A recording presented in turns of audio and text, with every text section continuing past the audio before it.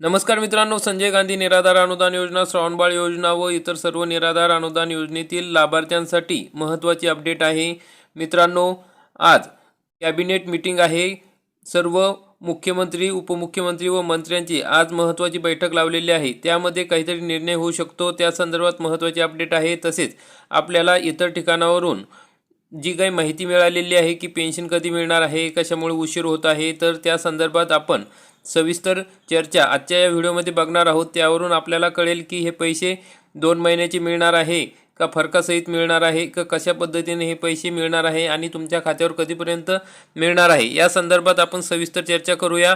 आणि हा व्हिडिओ तुम्ही शेवटपर्यंत बघा, म्हणजे तुम्हाला सर्व काही डिटेल्समध्ये माहिती या ठिकाणी कळणार आहे की तुमचे पैसे तुमच्या खात्यावर कधी येईल. तरी हा व्हिडिओ शेवटपर्यंत बघा. सगळेजण डिसेंबर महिन्याची पेन्शनची वाट बघत आहे. हा महिना संपत आला तरी अजूनपर्यंत पैसे आपल्या खात्यात आलेले नाही. तर मग मित्रांनो, हा उशीर का होतोय, कशामुळे होतोय? सरकारकडून, कार्यालयाकडून वेगवेगळे कारणे सांगितली जात आहे. काही तांत्रिक अडचणी सांगितल्या जात आहे, तर काही ठिकाणी वेगळीच माहिती दिली जात आहे. तर मग तुम्हाला या व्हिडिओच्या माध्यमातून आपण ही माहिती जाणून घेणार आहोत. सगळीकडे एकच कारण सांगितले जाते की DBT UID म्हणजेच आधार पोर्टलमध्ये प्रॉब्लेम आहे, म्हणून डिसेंबरचा हप्ता थांबलेला आहे. अनेक लाभार्थ्यांनी यावर विश्वास ठेवून थेट कार्यालयाशी संपर्क साधलेला आहे. मंत्रालय, सामाजिक न्याय विभाग, संबंधित अधिकाऱ्यांकडे, तहसीलदारांकडे विचारणा केलेली आहे. तेथून असं सांगितले जाते की आधी हप्त्याची तारीख सिस्टमवर टाकली होती, पण नंतर आधार किंवा UID संबंधित तांत्रिक अडचणी आली, म्हणून तो मेसेज काढून टाकण्यात आलेला आहे. तसेच 1-2 दिवसात पैसे येतील असे आश्वासन सुद्धा दिले जाते आहे.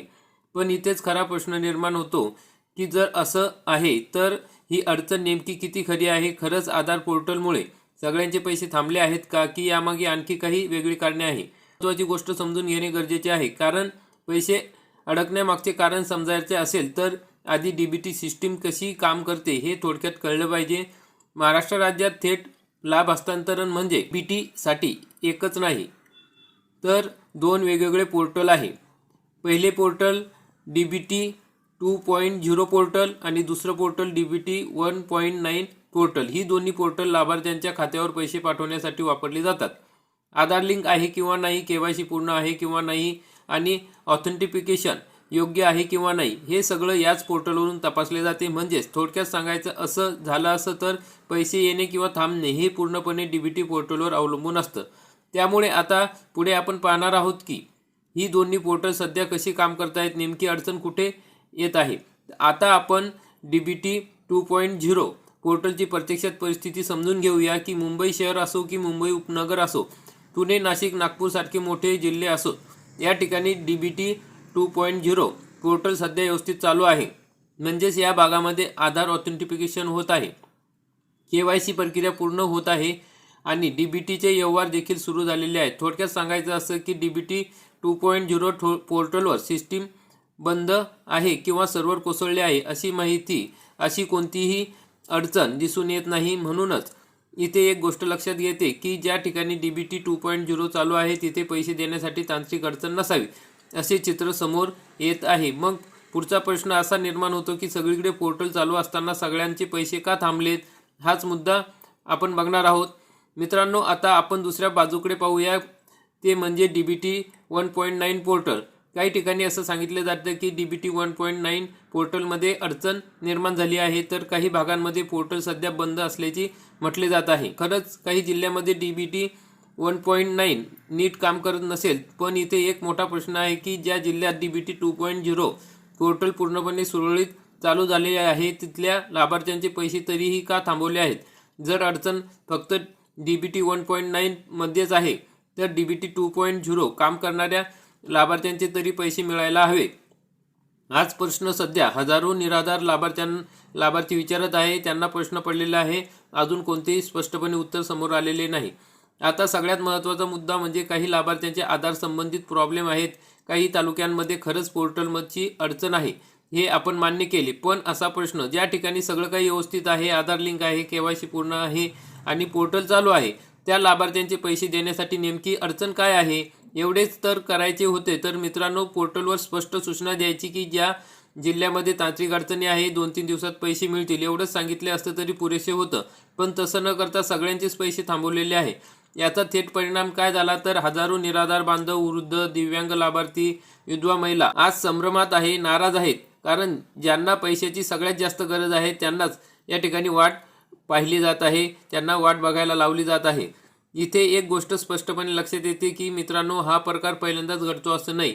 मागील काही महिन्यांचा अनुभव पाहिला तर असे दिसून येते की काही लाभार्थ्यांच्या खात्यात पैसे जमा झाले आहेत, काही लाभार्थ्यांच्या खात्यात 1 रुपया सुद्धा जमा झालेला नाही, काही लाभार्थ्यांना 1000 रुपयेच मिळाले तर काही लाभार्थ्यांना 500 रुपयेच मिळाले, अशी परिस्थिती आहे.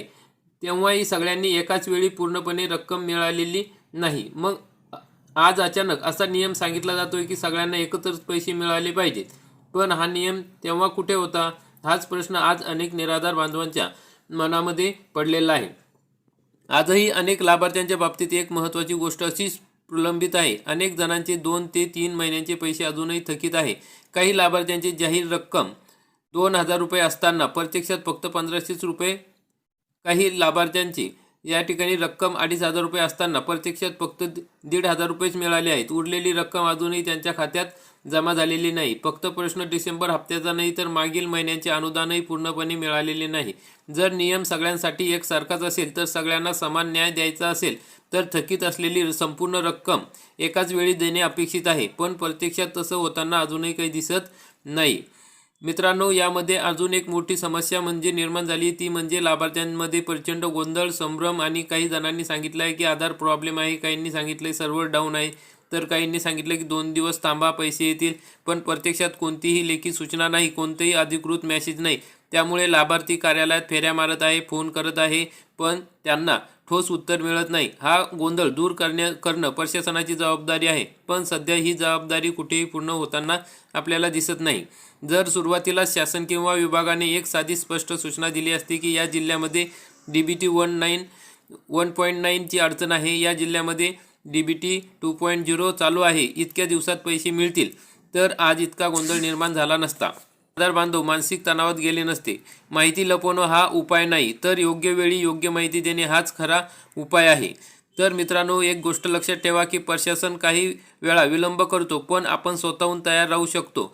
लाभार्थ्यांनी हे करायला हवे की खात्री करून घ्या की तुमचा आधार DBT पोर्टलशी लिंक आहे किंवा नाही, KYC अपडेट आहे किंवा नाही, खात्यातील माहिती अचूक आहे किंवा नाही, तसेच आधार व्हेरिफिकेशन पूर्ण आहेत किंवा नाही, UDID कार्ड हे पोर्टलला जोडलेले आहे किंवा नाही. त्यामुळे जेव्हा पैसे पाठवले जातील तेव्हा तुमच्याकडे कोणतीही अडचण नाही. थोडक्यात प्रशासनावर पूर्णपणे अवलंबून राहणे टाळा आणि स्वतःची तयारी ठेवा, जेणेकरून थकीत रक्कम मिळण्यास विलंब होणार नाही. मित्रांनो, या ठिकाणी आता अशा पद्धतीने अडचणी निर्माण झालेल्या आहे. तर अनेक बांधवांनी या ठिकाणी चौकशी केली असता, आम्ही सुद्धा चौकशी केली असतात, त्या ठिकाणी सांगण्यात येत आहे की DBT पोर्टलवर अपडेट करण्याचे काम चालू आहे, युद्धपातळीवर काम चालू आहे. तुमचे पैसे देण्यासाठी आम्ही खूप प्रयत्न करतो आहे, सर्वांना एकत्र पैसे देण्यासाठी आम्ही प्रयत्न करतो आहे आणि 5 ते 6 जानेवारीच्या दरम्यान तुम्हाला हे पैसे मिळतील असं काही ठिकाणी सांगितलं जात आहे. आणि काही ठिकाणी सांगितले जात आहे की 10-12 जानेवारीपर्यंत दोन्ही पण हप्ते या ठिकाणी देण्यात येईल. आणि ज्या दिव्यांग बांधवांचे ऑक्टोबर-नोव्हेंबरचे पैसे मिळालेले नाहीत त्या दिव्यांग बांधवांना फरकासहित हे पैसे देण्यात येईल. म्हणजे 2 महिन्याचे जर पैसे मिळाले तर आपल्याला 3000 रुपये निराधारांना मिळतील, दिव्यांग बांधवांना 5000 रुपये, आणि ज्या दिव्यांग बांधवांना मागील 2 महिन्याचे पैसे मिळालेले नाही त्यांना या 2 महिन्याचे म्हणजे डिसेंबर आणि जानेवारीचे पैसे आणि मागचे 2000 असे मिळून 7000 रुपये या ठिकाणी मिळतील असं काही ठिकाणी सांगितलं जात आहे. तर मित्रांनो, जोपर्यंत अधिकृत मेसेज किंवा अधिकृत माहिती समोर येत नाही तोपर्यंत आपण स्पष्ट सांगू शकत नाही. पण मंत्रालयातील अधिकाऱ्यांनी दिलेल्या माहितीनुसार जर डिसेंबर महिन्याचे पेन्शन जमा झाले तर 5-6 तारखेपर्यंत जमा होऊ शकते, आणि दोन्ही महिन्याचे जर पैसे जमा करायचे असेल तर 10 ते 15 तारखेपर्यंत हे पैसे 100% तुमच्या खात्यावर जमा होणार आहे. तर मित्रांनो, अशा प्रकारची महत्त्वाची अपडेट होती. काही तांत्रिक अडचणी आहे त्या दूर झाल्या की आपले पैसे लवकरच आपल्या खात्यावर येतील. प्रशासनाला विनंती आहे की सर्व निराधार बांधवांचे पैसे हे लवकरात लवकर आणि वेळेवर या ठिकाणी मिळायला हवे. तर मित्रांनो, अशा प्रकारची महत्त्वाची अपडेट होती. आणखी काही अपडेट मिळाली तर तुमच्यापर्यंत नक्की पोहोचू. व्हिडिओ आवडलास तर व्हिडिओला लाईक करा, चॅनलला सबस्क्राईब करा. धन्यवाद. जय हिंद, जय महाराष्ट्र.